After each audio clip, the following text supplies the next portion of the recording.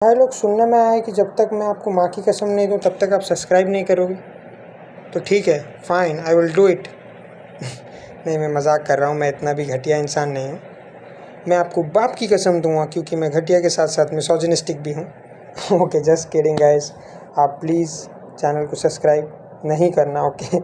आप मेरा न्यूज़ सुन के जाइए।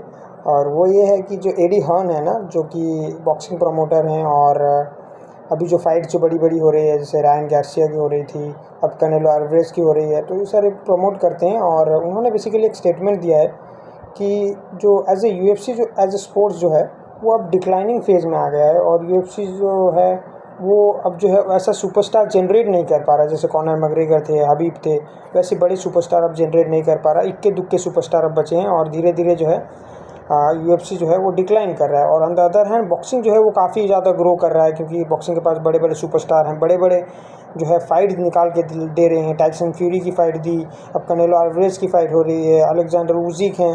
तो ये सारे जो बड़े बड़े फाइट अभी निकाल के बॉक्सिंग दे रहा है, उसके कंपैरिजन में यूएफसी जो है वो बड़े फाइट निकाल नहीं पा रहा। और एज ए जो फैंस हैं वो जो हैं यूएफसी से अब वो ट्यून नहीं कर पा रहे, अब वो जो है बॉक्सिंग की तरफ वापस से जा रहे हैं। तो ऐसा एडी हॉर्न का कहना है। बट मैं इससे थोड़ा डिसएग्री करता हूँ, क्योंकि बॉक्सिंग एज ए स्पोर्ट्स जो है वो बहुत पुराना है in comparison to UFC. UFC काफ़ी नया स्पोर्ट है और बॉक्सिंग जो है बहुत ही जो है सालों से डिक्लाइन होते होते आया है। हमारे पास से बड़े बड़े लेजेंड्स थे, हम बॉक्सिंग पहले ही देखते थे, जैसे माइक टाइसन होते थे, मोहम्मद अली, हमने बड़े बड़े जो है हमने सुपरस्टार बॉक्सिंग के देखे हैं। फिर जो है जब से जो है फ्लॉयड मेवेदर आया ना, तब से जो है एक अलग कल्चर आ गया कि अनडिफीटेड रहने का जो है कल्चर आ गया बॉक्सिंग में, जिसकी वजह से जो है फाइट्स बनी नहीं बड़े बड़े सुपरस्टार के अंदर, अनडिफीटेड फाइटर्स के अंदर बनी नहीं, जिसकी वजह से बॉक्सिंग डिक्लाइन किया।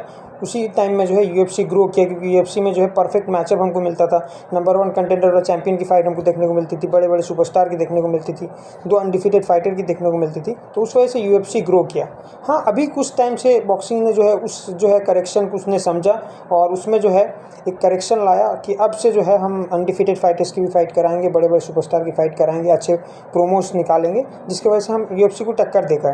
तो UFC on the other hand एक साल में जो है थोड़ा डिप किया है, बट अभी स्टिल मुझे लगता है कि यूएफसी अब बड़े बड़े फाइट फिर से निकालेगा। यूएफसी जो है अभी मिक्स मार्शल आर्ट्स स्पोर्ट्स जो है वो ग्रो ही कर रहा है, वो डिक्लाइन बिल्कुल नहीं कर रहा, और वो आगे और भी ग्रो करेगा। बस थोड़ी सी जो है 1-2 साल से जो है यूएफसी जो है फाइट जो है मनपसंद फैन की जो है फाइट बुक नहीं कर पा रहे। बट इसका मतलब ये नहीं कि यूएफसी डिक्लाइन कर रहा है, यूएफसी भी इंक्रीज़ कर रहा है और बॉक्सिंग भी इंक्रीज़ कर रहा है। तो as a combat sport fan हम तो चाहेंगे कि बॉक्सिंग भी इंक्रीज़ करे, यूएफसी भी इंक्रीज़ करे, ताकि हम सब उसे एंजॉय करें और हम जो है स्पोर्ट्स से प्यार करें। Thank you, bye.